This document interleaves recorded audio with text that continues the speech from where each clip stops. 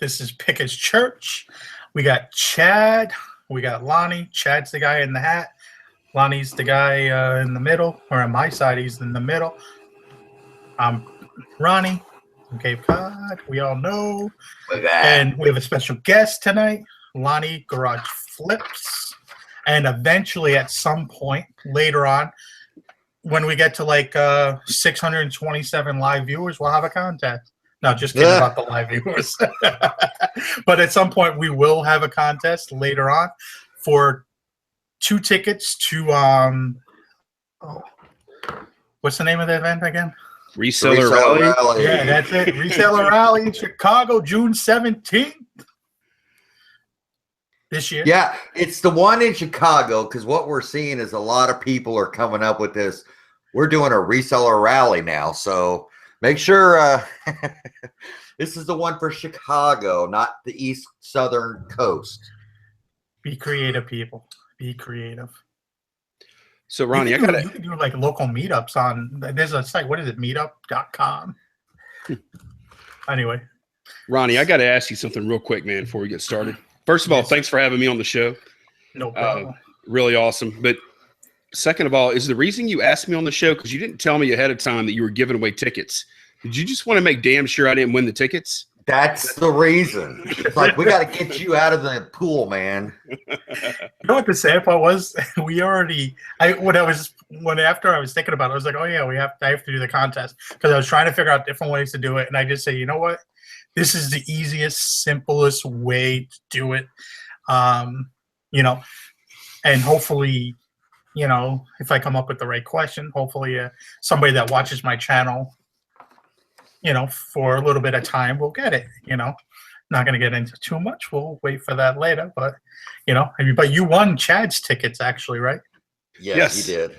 Well, ticket. I don't know what my wife's going to do during this thing, because we didn't get her a ticket. Well, she needs to. Well, you know the answers to this one, so she can't win this one. I think she's going to go on some kind of wine tour or something like that day.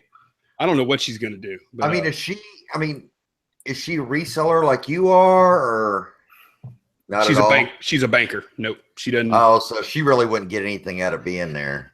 Not really. I mean, she wants to hang out at night after the event, have drinks and talk and all that stuff. But as far as the nuts and bolts of reselling, nah, not her thing. Right on.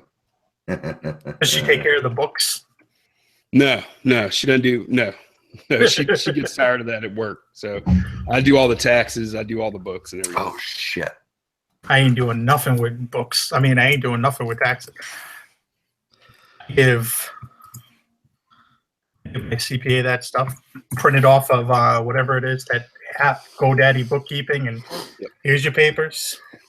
Here's all the other forms that I have for you, and here you go.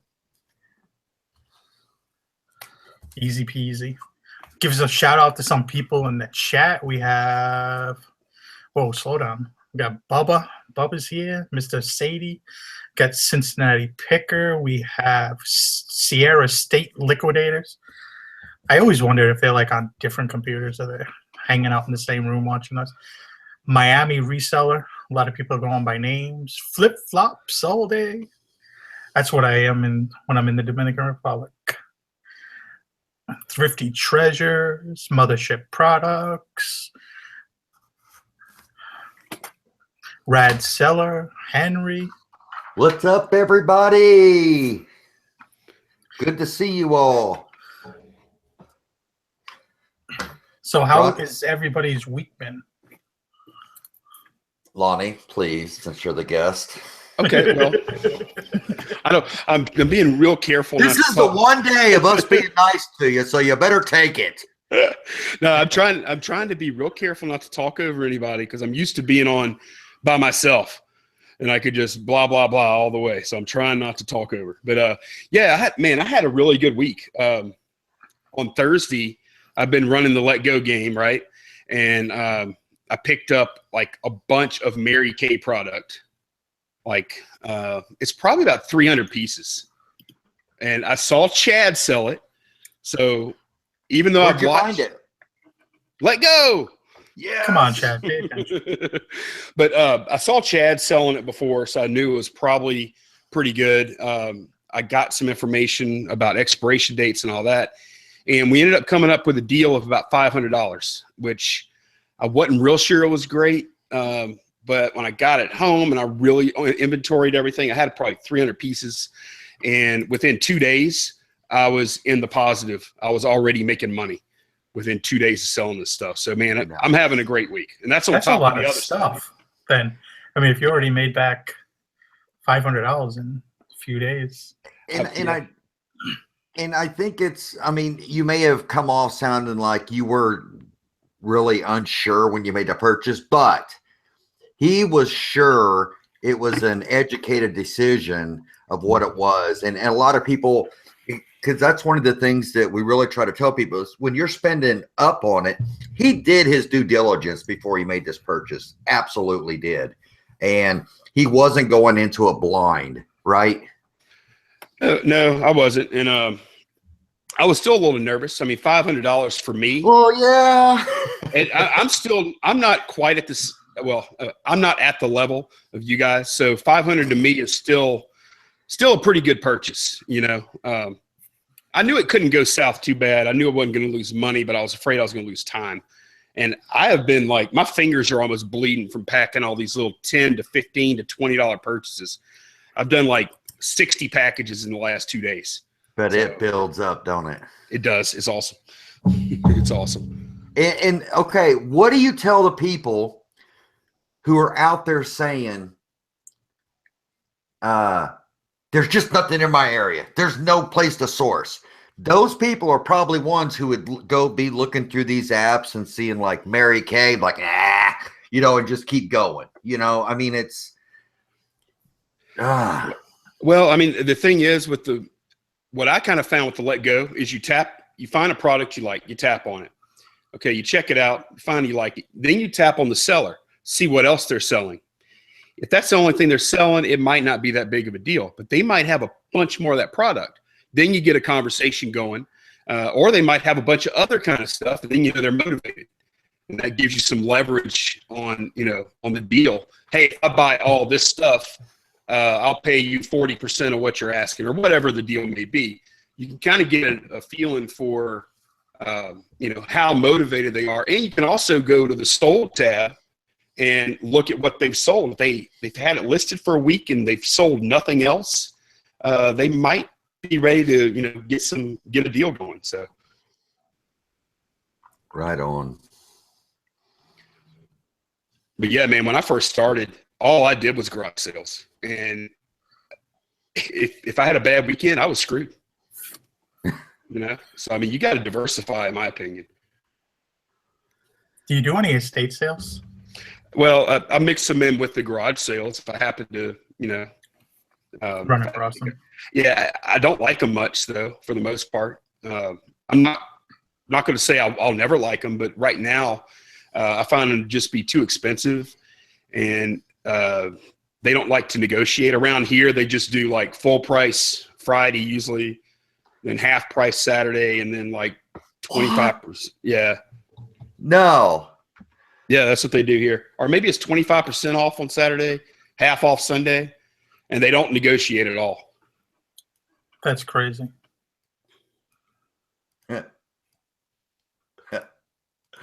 Oh, my week, Ronnie, has been freaking awesome. Hold on a second. You sold a shitload of shit the other day. Yesterday I had, what did I say, $1,500 day? It was pretty close to that.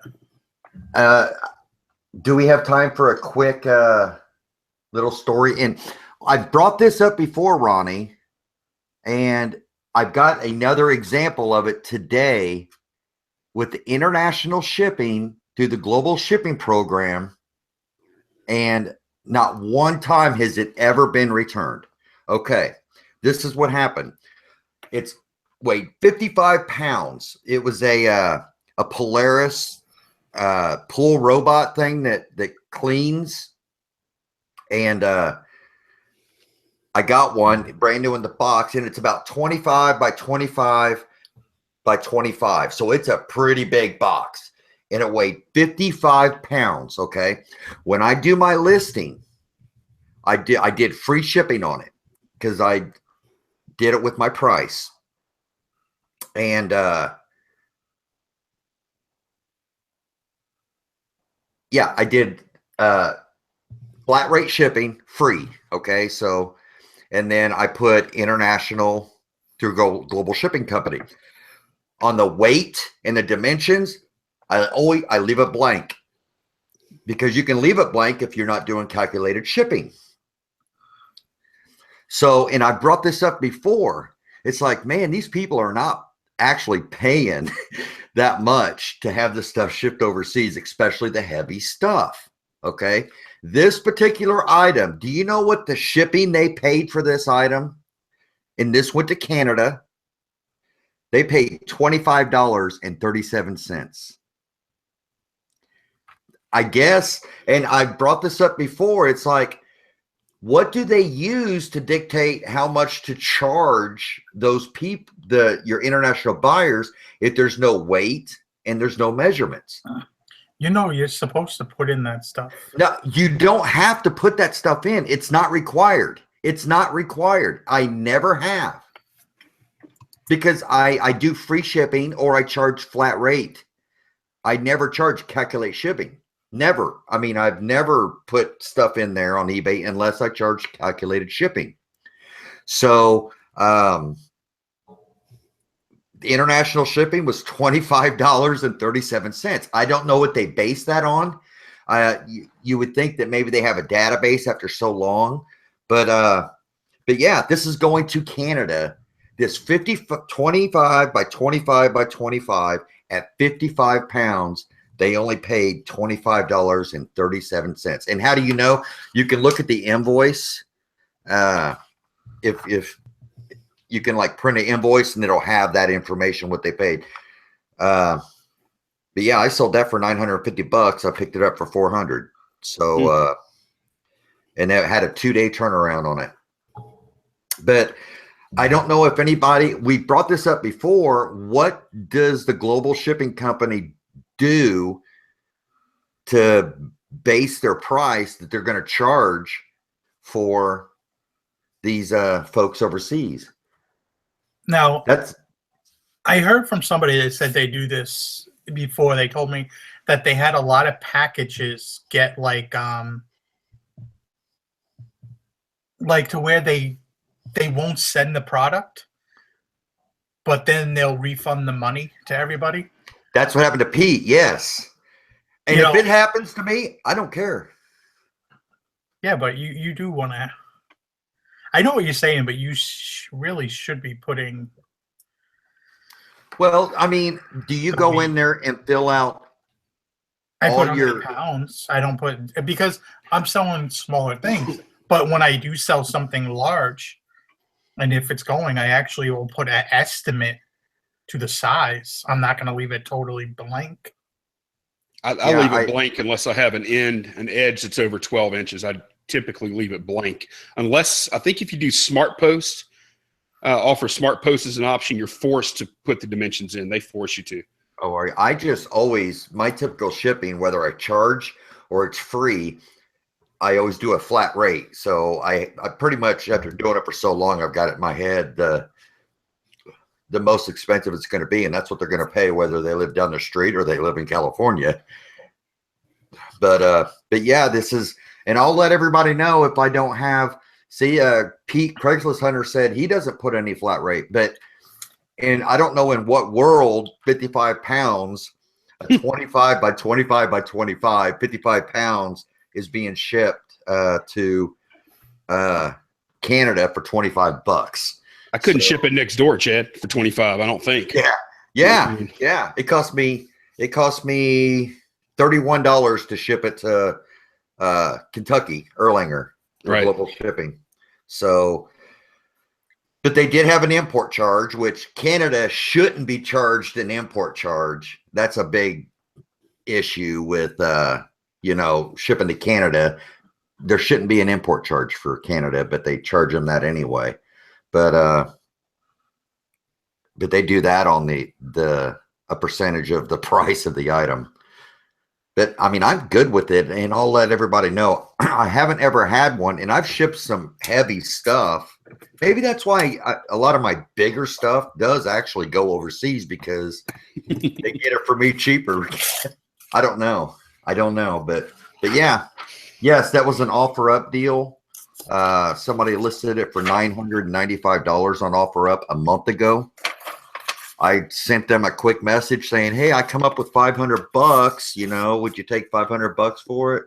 And they said, "Sorry, I can't do that. The best I can do is $950."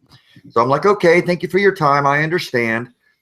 A couple days ago, a month later, they said, "Hey, are you still interested in buying this for $500?" And I'm like, "All I got on me is $350. Sorry, man. I had $500, but now all I got is $350." But we closed the deal at $400. So, yeah. Yeah, since we're on this, somebody had a question. What do you do? Wait, what do you do on global shipping item if the buyer claims item not as described? In this case, do you have to pay the return shipping?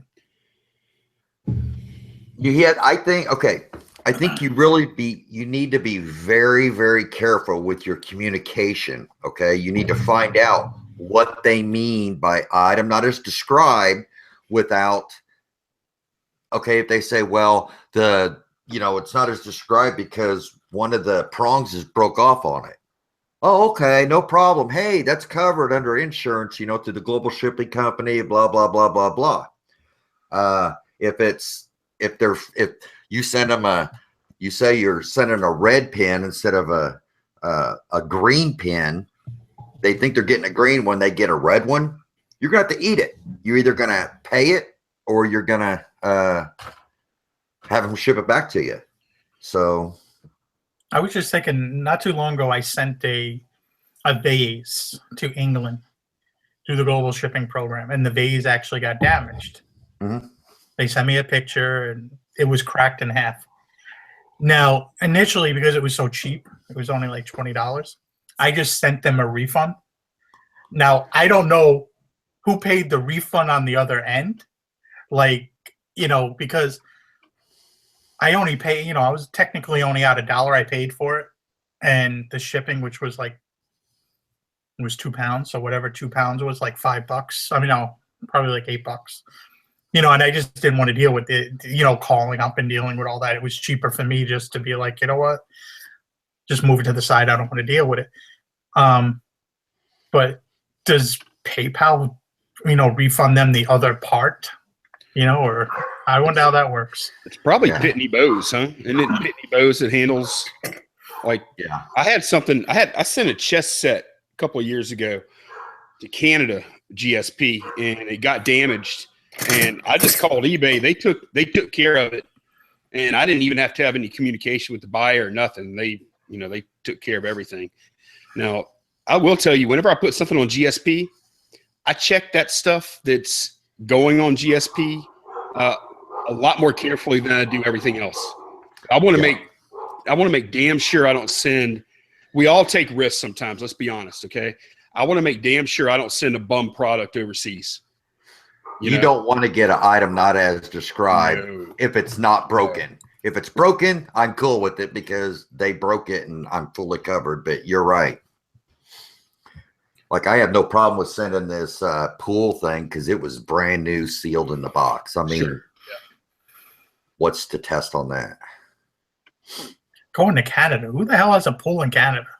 Hey, somebody with ice skating rink. money. I mean, 9 months a year. Somebody's got some good money. Because they're not cheap. Indoor pools. They don't even need a pool clean. It's indoor pool. Yeah. So you're giving away a ticket tonight, Ronnie? Yes, sir. Are people going to have their thinking caps on? Did you see the message I posted here in the chat? Yeah, I did. Okay. I did. Smarter than your average bear. Yeah. But we'll wait a little bit longer. So has anybody in the chat got any little questions or anything? Hey, what's up, Jen and Craig? What's going on? Oh, Miss Gretchen was in the hangout before too, somewhere in the chat.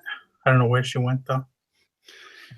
She's not bothering me because she did that during Friday's show. She was talking to him back and forth to me, and I'm totally oblivious to what Pete and Chad are talking about. Then they come up to me and it's like, "What do you think, Ron?" I'm like, damn it. That's what happens when I was talking to the wife. I totally forgot. Yeah. And then people are like, "Oh, what's wrong with Ron?" Poor Ron. Oh, let's see. Anybody seen any fakes being sold on OfferUp or Let Go? Why, yes. Especially in the clothing and the shoes department. You know, I used to see a ton of Beats. Like I'd open up Let Go, and the whole screen would be filled with Beats headphones. But in the past couple of weeks, I've noticed that's been cut.